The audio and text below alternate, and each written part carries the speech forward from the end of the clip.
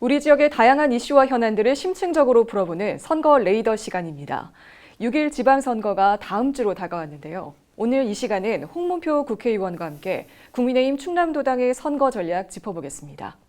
의원님 안녕하세요. 네, 안녕하십니까. 네, 어서 오세요. 네, 반갑습니다. 자, 먼저 지난 대선 얘기부터 먼저 해보겠습니다. 네네. 윤석열 정부가 이제 새롭게 출범하면서 국민의힘이 이제 여당으로서 지방선거를 치르게 됐습니다. 4년 전 지방선거와 달라진 민심, 당 내에서는 어떻게 보고 계십니까? 아주 고무적이고 새로운 변화를 우리가 적응하기 위해서 많은 정책을 준비하고 있다는 말씀을 드리고요. 네. 또 뭐 여와 야는 항상 바뀔 수 있는 것인데 이제 우리 대한민국의 정치도 한 곳의 고정보다는 새로운 변화를 주고 또 어떤 새로운 어떤 지역민이 그 원하고 있는 곳을 정치가 이제 따라가는, 정치가 과거에는 국민을 리더했는데 이제는 거꾸로 국민이 정치를 리더하는 그런 시대가 왔지 않냐 해서 저희도 또 긴장을 하고 그리고 새로운 변화에 적응하기 위해서 새로운 정책을 개발하는데 아주 역점을 두고 있습니다. 네, 뭐 새 정부 출범에 대한 기대감도 있지만 뭐 일부 인수위 과정이나 초기 내각 구성에서 논란도 좀 있었습니다. 이 문제들 어떻게 보고 계십니까?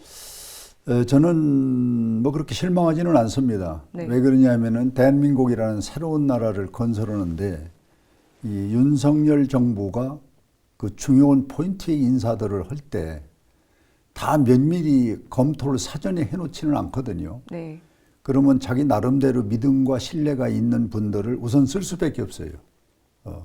과거 정부도 그랬고 그러면서 이제 일기를 지나가면서 이제 좀 더 국민과 이제 가깝고 전문성 있는 이런 방법으로 이제 국가가 운영될 수밖에 없다. 그래서 이 초기 내각은 조금 뭐 소리 좀 있을 망정 크게 뭐 그렇게 민주주의 발전이나 또 시장 경제를 하는데 문제가 걸림돌이 돼서 장관이라든지 차관을 수행하는데 문제가 있는 그런 분들은 그렇게 없지 않냐 해서 지금 그런 정도는 우리 국민도 이해해 주리라 생각합니다. 네. 이제 뭐 새 정부가 출범한 지 20여일 만에 지방선거가 치러지게 되는데요.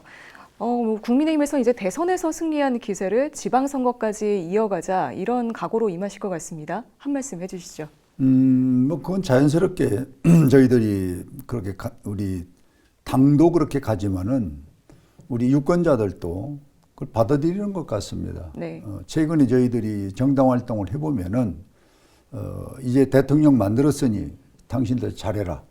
이 잘하라는 것은 6월 1일 지방선거를 네. 이 잘하라는 예시거든요. 그러면서 이제 좀 싸우지 말고 그리고 좋은 정책 내놓고 특히 이제 충남 같은 데는 그동안 이 문재인 정부한테 홀대를 많이 받았는데 이제는 좀 충청인에 대한 긍지도 좀 살려주고 좋은 정책 좀 만들어라 하는 그 기대감의 찬 말씀을 이렇게 주문하실 때 저희들이 새롭게 받아들이고 더 많은 공부를 해야 된다고 생각합니다. 네. 충남 단체장 선거 얘기를 해보면요. 4년 전 지방선거 때는 이때 민주당이 11곳, 그리고 당시 자유한국당이 4곳을 가져갔습니다. 뭐 이번 지방선거 때 충남도지사, 그리고 15개 지역 시장군수 선거에서 몇 군데 예상하고 계십니까? 저희들이 뭐 욕심을 내면은 3분의 2. 네. 뭐 지금 흐름으로 봐서는 우리가 뭐 60% 이상은 가능하지 않냐 하는데 이 선거는 참 조심해야 되고 네. 선거 이 개표까지 아주 참 진짜 긴장을 하고 관심을 가져야 되기 때문에 장담할 수는 없지만은 지금 흐름이 아까 말씀하신 대로 대통령 된 지 지금 20일 만에 지방선거가 있거든요. 네. 거기에 대한 여파가 나름대로 저희들에게 뭐 우호적이지 않냐는 그런 조심스러운 생각을 해보고 또 지난번에 이제 특히 충남에 우리 대통령께서 후보 때 한번 오셨다가 지난번 4월 28일 날 대통령이 되시고 나서도 또 한번 오셔서 네. 이 충남 충청의 공약을 아주 촘촘히 말씀을 하고 가서 저희들이 이번 충남 김태형 후보 당선시키기 위해서 다녀보니까 네. 많은 걸 알고 계세요. 진짜 약속한 대로 지켜주라. 그리고 우리 지역에 이런 부분이 과거에 소위 문재인 정부에서 홀대를 받았는데 이런 걸 좀 해결해달라. 이런 주문을 참 많이 받는 것이 요즘에 저희들이 상황인데, 그렇게 보면은 뭐 어쨌든 충남에서 지난번에 우리가 아주 석패를 했거든요. 네. 요번에는 뭐 잘하면은 그 3분의 2 이상은 끌어올릴 수 있지 않냐, 이런 기대 심리를 갖고 열심히 하고 있습니다. 네, 뭐 60% 이상 좀 예상을 하셨는데 또 결과를 예측하기가 좀 조심스럽다 이렇게 말씀을 하셨어요. 아무래도 뭐 충청권 지역이 이른바 캐스팅 보트 지역으로 꼽히지 않습니까? 그 선거 때마다 좀 표심을 잘 알 수 없고 속내를 잘 드러내지 않는 이런 특징이 좀 반영된 것 같은데 이 부분에 대한 전략은 어떻게 갖고 계십니까? 충청도 표심은 아주 신중하고 네, 그리고 많은 고민 끝에 결단을 내리는 우리 충청도의 그 속내가 있지 않습니까? 네, 그런데 이번에 대통령 선거에서 한 5%, 6%를 우리가 집중적으로 윤석열 대통령을 도와주신 충청도의 민심은 조금 달라졌습니다. 네, 그래서 이번 지방선거는 지방자치 지금 우리가 30년이 됐거든요. 그러면 이 지방의 색깔에 맞는, 그 지역의 특성에 맞는, 또 국가 균형 발전에 어긋났다든지 이런 걸 이제 채워주고 이제 이렇게 하는 시대로 갔다고 한다면은 저는 요번에 골고루 그 뭐 기초, 그 다음에 이제 도의원, 뭐 군수, 시장 이런 부분을 전체를 놓고 보면은 네, 상당히 다양한 계층이 있지만은 그래도 기호 2번 국민의힘에 좀 힘을 실어주고 그리고 자라난 그런 것들이 지금 현재로서는 충청도민들이 우리에게 기대를 거는 것이 아닌가. 그래서 상당히 그 부분을 긴장하면서도 열심히 하고 있다는 말씀을 드립니다. 네. 충남 도지사 선거의 경우 지난 3번의 선거에서 민주당 후보가 당선이 됐었습니다. 네. 이번 선거에선 민주당 양승조 후보 그리고 국민의힘 김태흠 후보가 맞붙게 됐는데요. 선거 전략 한 말씀 해주시죠. 선거 전략을 여기서 다 얘기를 하면 안 되죠. 네. 좀 숨기는 것 몇 개 숨겨놓고 말씀을 드려야 되는데, 뭐 우리 충남 방송이 뭐 상당히 많은 네트워크를 갖고 있어서 다 아시리라고 보고 몇 가지만 말씀을 드리면은, 첫째 김태형 후보는 과거 이완구 지사 할 때 그 부지사를 했습니다. 네.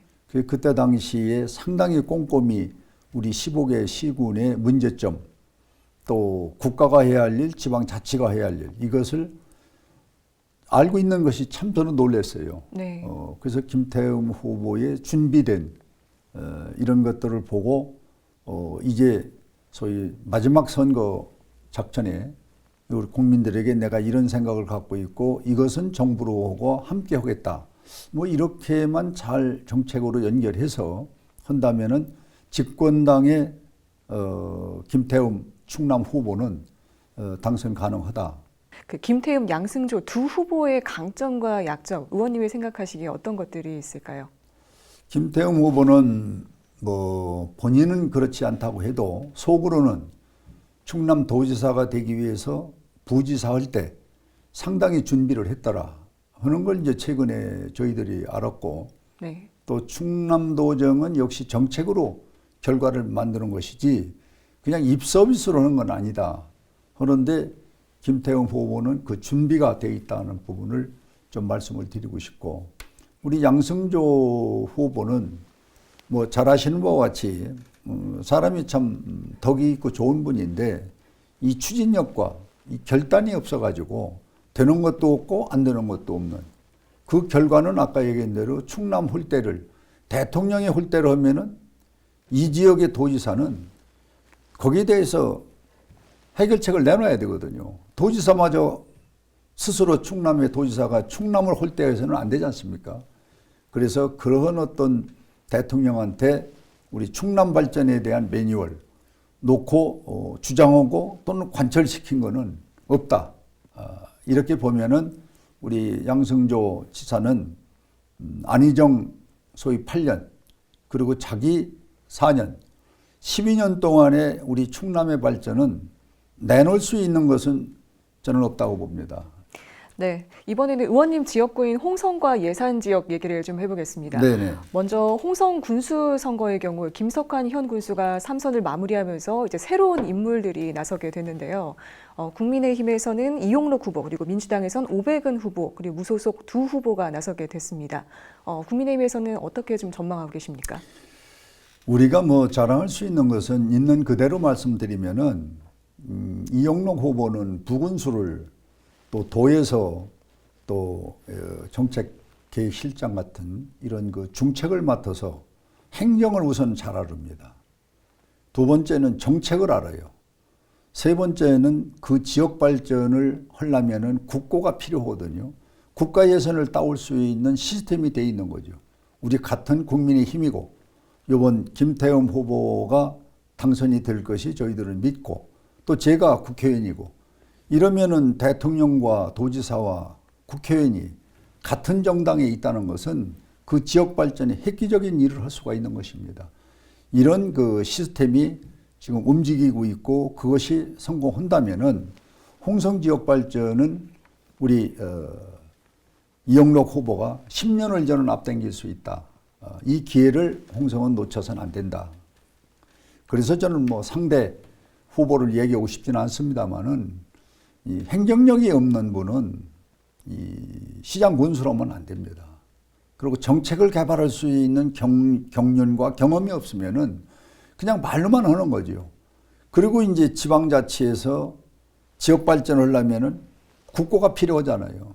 국가 예산을 타올 수 있는 그 정당의 배경과 인적 자원이 있어야 돼요. 그런데 그런 것이 지금 민주당 후보에 있는 그 오백원 후보는 그런 게 갖춰져 있질 않습니다.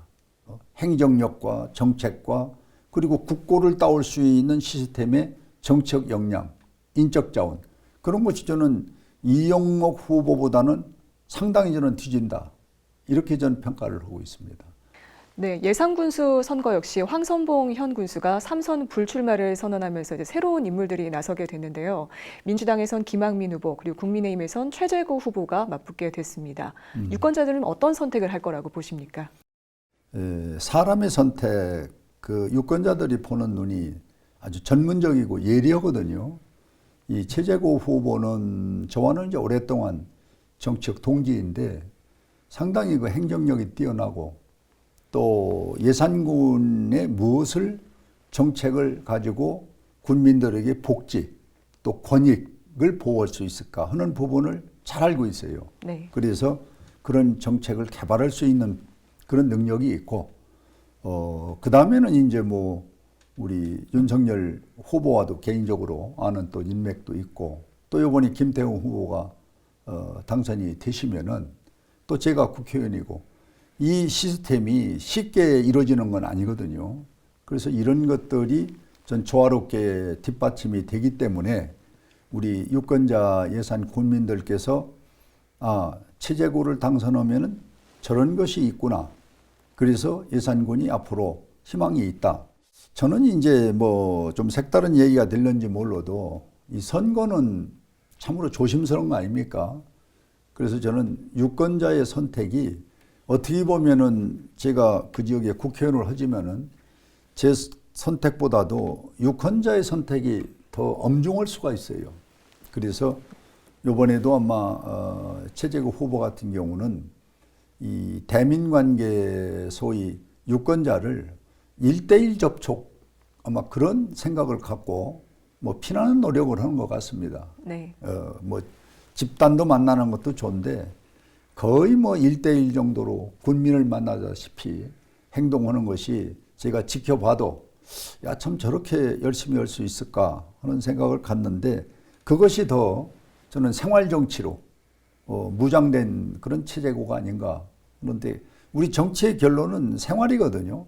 생활을 윤택하게 해주고 그 집이 잘 살고 그리고 그 집이 행복하다면은 전 정치로서는 최고 점수라고 봅니다. 그런데 우리 최재구 후보가 생활 정치를 할 줄 아는 그런 분위기 때문에 더욱 기대를 갖고 있다는 말씀을 드립니다. 네. 충남 지역 기초의원, 광역의원 선거의 경우 4년 전에는 민주당이 압승을 했었습니다. 이번 선거는 어떻게 예상하고 계십니까? 막 그 부분도 뭐 전체적으로 보면은 상당히 우리 국민의 힘에 대해서 대통령과 그리고 도지사에 대해서 기대가 크고 네. 그 다음에 각 지역에 있는 기초 의원들이나 도의원, 군의원, 군수는 그 지역 특성마다 조금씩 달라요. 우리가 큰 틀에서 볼 수는 없습니다. 뭐 예를 들면 아까 말씀드린 대로 우리 충남의 15개 시군 중에서 우리 예산과 홍성 같은 데는 지난번 대통령 선거에서 63.1%, 54.5% 이렇게 많은 표를 받았는데 그분들 내용에 보면은 전부 정책의 결정을 희망을 가졌던 거예요. 네. 그래서 저는 요번에 전반적으로 우리 국민의 힘에서 표를 받으려면은 중앙당이 그동안에 만들어서 각 지역별로 그 수건 사업들을 전부 취합한 게 있습니다. 네. 그거를 이제 요번에 도와 중앙당이 해결할 수 있는 방향을 찾아서 상임위원회별로 이 분산을 해서 거기에 문제점을 찾고 거기다 예산을 뒷받침해 주는 그런 전략을 우리 당에서 요번에 충남 전체 도, 전국도도 그런 시스템으로 지금 관리를 하고 있어서 그 부분이 저는 상당히 효과가 있을 걸로 봅니다. 없는 돈을 그 지역에서 아무리 만들려고 해도 어려운 지역의 특성이 있거든요. 거기서는 지방자치 발전이 어렵습니다. 그건 결국 도 아니면 중앙에서 이 경제적 소위 예산 뒷받침이 안 되면 못해요. 그걸 우리는 상임위원회별로 무슨 현안 문제가 공업 문제 있던 농업 문제가 있으면은 그 상임위원회가 이 홍성까지 또 예산군까지 관여를 해서 들여다보는 그리고 예산을 챙겨주는 그런 식으로 지금 시스템을 우리가 작동을 앞으로 할 거거든요. 그거를 아마 우리 지역민에게는 상당히 복지라든지 이런 거 시스템이 작동이 기대에 저는 흡족하리라 이렇게 생각을 합니다. 네. 마지막으로 방송을 통해서 전하고 싶은 말씀이 있다면 해주시죠. 저는 이 충남 방송에 대해서 고맙게 생각을 합니다. 그것은 우리 충청도의 상징하는 방송인데 요번에도 그 기초의원들이 여기 출연을 많이 했대요. 아마 출연하기 위해서 경쟁이 상당히 심한 걸로 아는데 이 충남 방송에서 인터뷰를 거쳐 가야 당선이 된다라면은 상당히 저는 충남 방송으로서는 충청인의 자부심과 긍지를 갖는 것이기 때문에 좋다. 이 얘기를 드리는 거는 지방자치 30년에 충남도 방송다운 방송이 이제 있어야 돼요.